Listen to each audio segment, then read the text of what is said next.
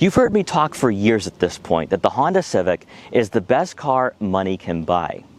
But when it comes to the SI and Type R, that's where it gets a bit more fuzzy, because you have some legitimate rivals between 30 and 50 grand, whether it is the Elantra N, Volkswagen GTI and Golf R, the Toyota GR Corolla, the Subaru WRX maybe. But with the Type R though, this might be something very different and in a league of its own. In today's video, we're going to check out what the Honda Civic Type R has to offer us. We're going to check out the exterior, the interior, take it out for a test drive, and see why the Honda Civic might actually be the best car money can buy, whether it's an LX or a Type R. Now before we get in this video, I want to give a huge shout out and thank you to McLaren Boston in Norwell, Massachusetts for letting me come down here to check out the Honda Civic Type R. Their link will be in the description below, so you can check out their extensive Honda inventory. So as always, let's begin with that pricing. For the 2025 Honda Civic Type R, you're looking at a starting cost of just over $47,000. But let's be real here, Honda dealers have been known to mark these vehicles up and you end up spending like 55 grand, which is just ridiculous.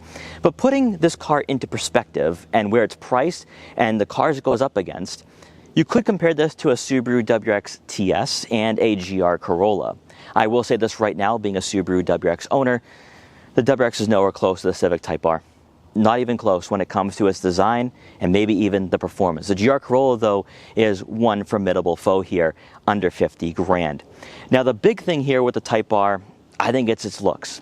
I think the looks for this generation, Honda nailed it, because the prior generation, the FK8, was a bit controversial, if we're all going to be honest here, that it was very much out there, whereas the FL5 became far more refined in its appearance, in its stature, giving you a car that most certainly fit the price point, but also could actually draw in a buyer who traditionally purchased German or European vehicles. Up front, you are going to have those LED headlights here, the same design that carries over from the other trims in the lineup. But what you are going to notice though is that the body lines, the aggressive look, the gloss black trim, a lot of this up front can be found on the TCR that's being raced in IMSA. You are going to have this mesh grille design in gloss black that continues into the headlight housings. The gloss black contrasts very well with the Boost Blue paint color that we have here today. On top of that, you have the red Honda logo and Type R badge. And again, with that Boost Blue, it looks really nice. Blue and red are actually really two good colors that I think go well in this class. For the lower portion of the front bumper, massive grille design once again, the mesh grille sucking in that air to keep this four-cylinder engine nice and cool. Also, you have a gloss black lip here as well, giving you a bit more of an aggressive stance to this car. And then lastly, you're going to find another air vent here on the hood, venting out that hot air for that engine. And then as you make your way over to the side profile, you're going to notice the aggressive body lines once again for the front fenders, giving you a wider track compared to a standard Civic or even an SI. Now, the big thing here with the Type R is that you are going to have 19-inch alloy wheels. We're at the Michelin Pilot Sport 4S's, but the Brembo brakes is the real deal maker here, because in this class you're going to need that braking capability if you are on a winding back road or on the track. You're also going to notice some air vents here along the side profile, helping out with that airflow and aerodynamics when you are on the track or even on the highway, giving you more of that lower center of gravity as you're looking for here.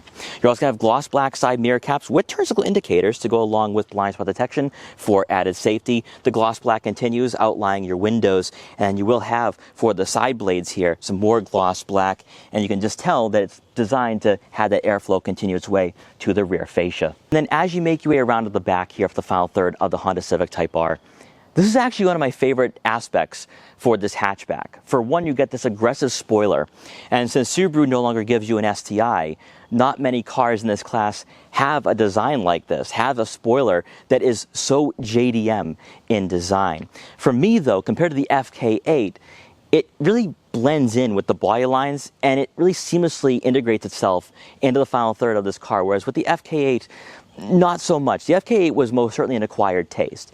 You will have LED taillights here, matching what you have up front, with that design making its way to the center portion of the rear fascia. The Type R badge, once again, that red R stands out very much so on this car. For the lower portion of the rear fascia, you're going to have the 3 exhaust outlets and a very prominent gloss black rear diffuser.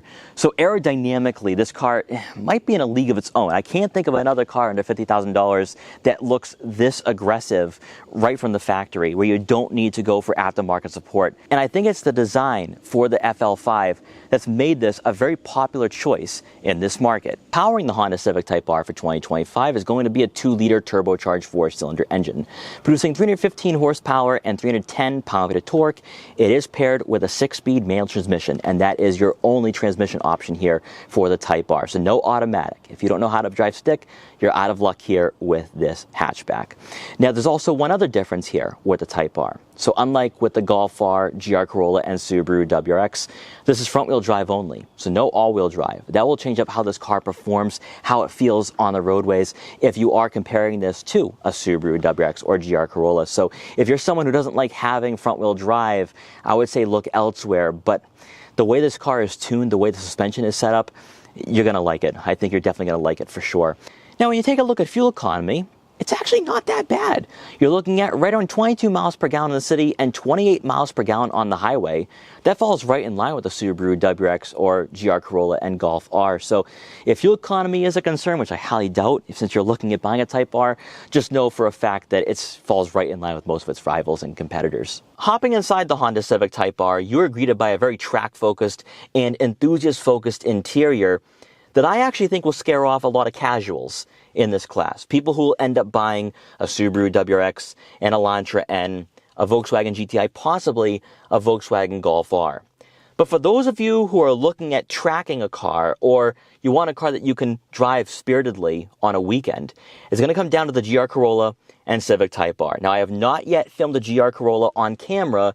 I have driven one, and I can tell you the similarities, they're close. Now, I do think the Type R takes things to a completely different level here, starting off with these seats. The red suede effect seat material really sets the tone. For one, the bolstering, the support, the grip, right now is unrivaled compared to other sedans and hatchbacks I have featured in this class. When you get behind the wheel, immediately you are immersed into a driving experience and a driving environment that you're going to want to go 8 or 9/10 all the time.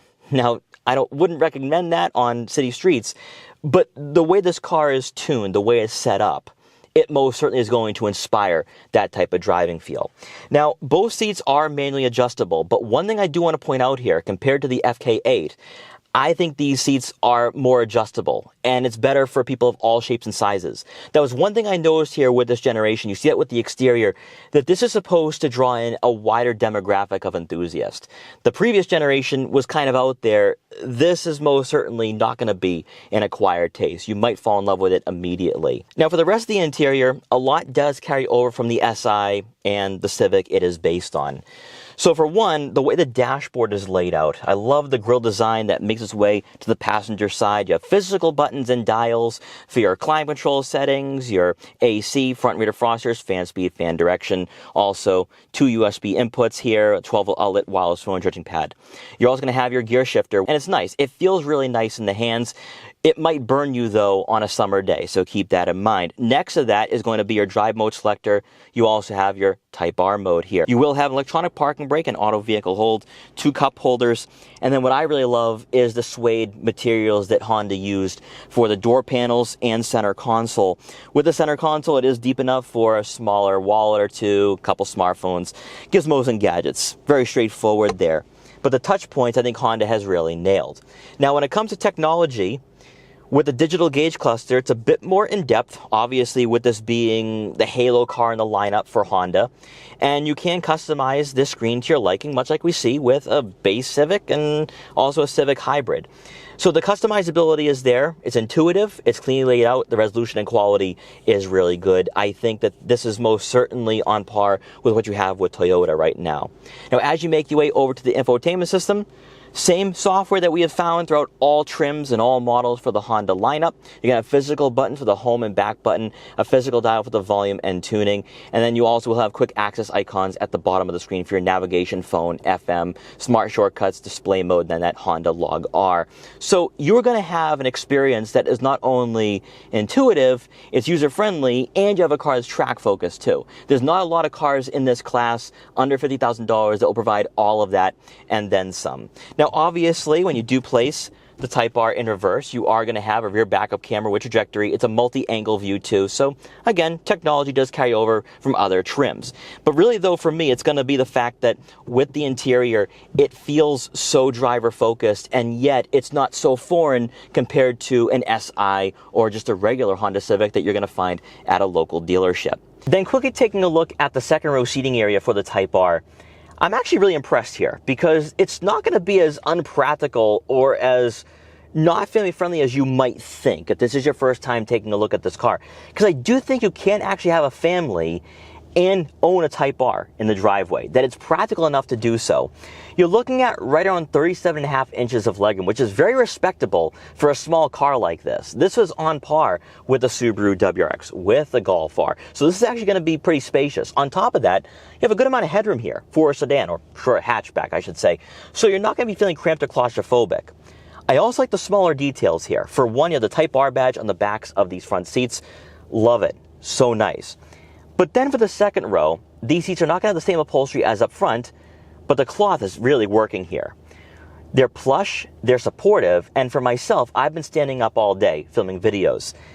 For my lower back, there's a lot of cushioning here. I'm very happy with this. So when you are on those longer road trips and your friends are tagging along with you, they can be comfortable. Now, you're not going to find two center mounted air vents. Not surprised by that here. Weight savings, you don't need that here if you're going to the track. But there are two cup holders, like just on the seat itself. I know for a fact that if you're going on a spirited drive and your friend brings a drink with them, it's spilling all over these cloth seats, so tell them not to bring drinks. But really though, I really like what this car is offering. That yes, it might be a bit more bare bones, that some people call it more of a minimalist design, but it's working here. It most certainly works for the Type R. Now, as you make your way around to the back one more time to take a look at the rear cargo area, if the interior space wasn't enough for you, you are going to have this lift gate here, and inside, behind the second row seats, you're looking at right around 24.5 cubic feet of room. That is right. So the practicality of this hatchback makes a Type R possibly a one-car solution. If you're someone who has a family and you want to have a fun car, you can justify this. You can most certainly justify all of this. At 24.5 cubic feet of room, that's better than the Subaru WRX, better than the Golf R, that is on par with the GR Corolla, and obviously Hyundai doesn't have a hatchback anymore with the Elantra. So you have a car that's going to be practical, relatively affordable, under $50,000, and it's fun to drive. It's checking off all the boxes there. Now, you can lower the second row seats to maximize cargo capacity, so when you're not going to the track or you're not going on a spirited drive, you can move around boxes and stuff like that. So this car is actually somewhat sensible, believe it or not.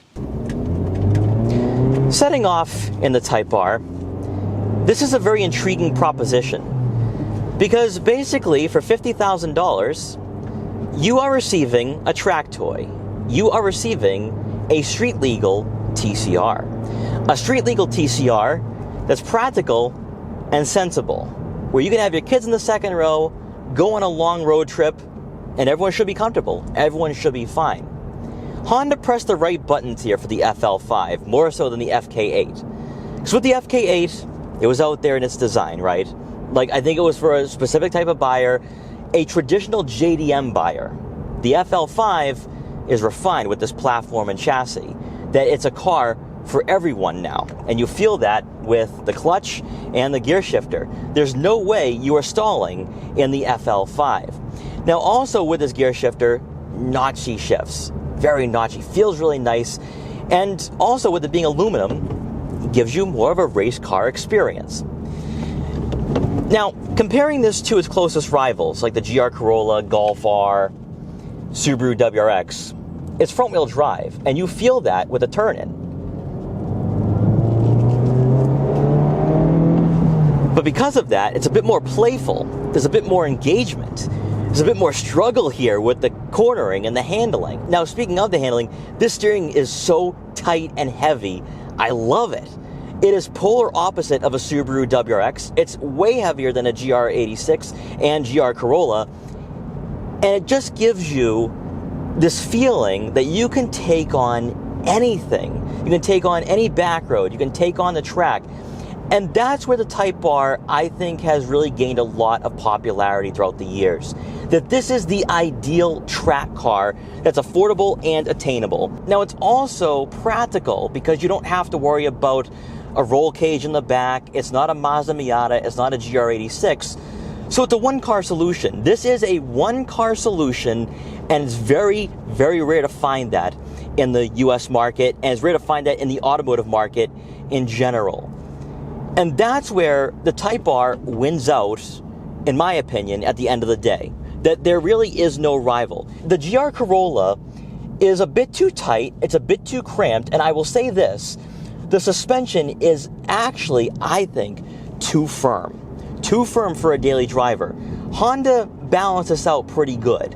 Where the suspension, yes, very rigid, very stiff, but when you go over the bumps and imperfections, you're not feeling that the next day. With this 2-liter turbocharged 4-cylinder engine, it has the right power band here, where you can roll through all 6 gears, you can have a lot of fun. It's not going to be too powerful where you can't enjoy it on a weekday commute. But what I also like too is that the gear ratios are not so short where it's like a Subaru WRX, which is one of the complaints I have being a Subaru WRX owner, that it's just not the most ideal situation if you want to rotate the gears yourself. First and second are just way too short. With the Type R though, the gears are long enough where you can really have a lot of fun. Now, also getting back to the driving environment too, because this also plays a role in this being a street legal TCR, is that these seats are comfortable just enough where it's not going to be a problem on those longer road trips, on those longer drives, or those weekday commutes. I couldn't say that with the GR Corolla. Now, I'm going to have to wait, because I'm getting way ahead of myself. I need to film a GR Corolla on camera for you guys to give you guys an honest opinion and an honest take.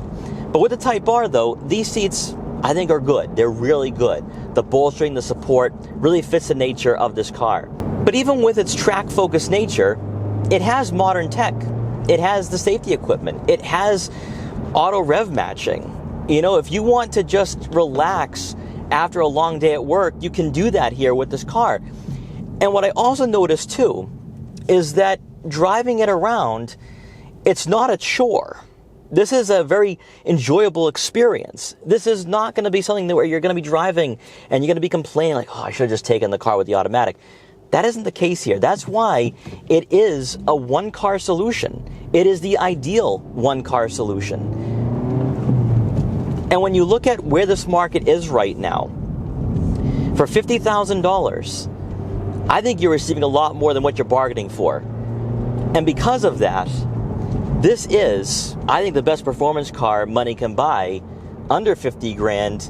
And this just continues on my love affair with the Honda Civic, because we have seen this time and time again, whether it's with an LX, an SI, a hybrid, and here we have with the Type R. Everything I've experienced on the low end translates to the high end, but we get the performance, we get the suspension, we get a great experience out of this car, a well-rounded experience that a lot of manufacturers fail at, more specifically with the suspension. That yes, you want a car that is going to be fun around a track, but you also need to remember that same car needs to get you home.